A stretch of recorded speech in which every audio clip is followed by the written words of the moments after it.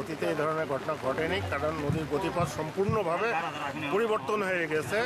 এই মুহূর্তে বন্যার যা গতি, তাতে উদ্ধার কার্য ছাড়া, ত্রাণ কার্য ছাড়া এইটার প্রোটেকশনের ব্যবস্থা এই মুহূর্তে করা সম্ভব নয়। যতটা সম্ভব ত্রাণের ব্যবস্থা করা এবং মানুষকে উদ্ধার করে তাদেরকে বসবাসের ব্যবস্থা করে দেওয়া।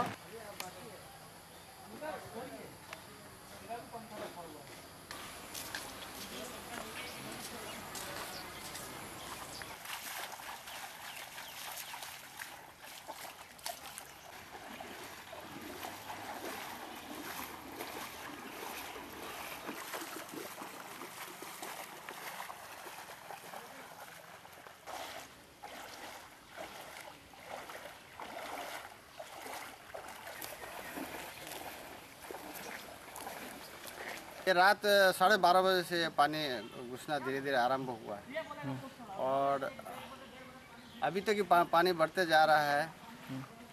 और हम लोग रात से 12:30 बजे से मतलब शुरू किया है सामान को दूसरे जगह शिफ्ट करने के लिए।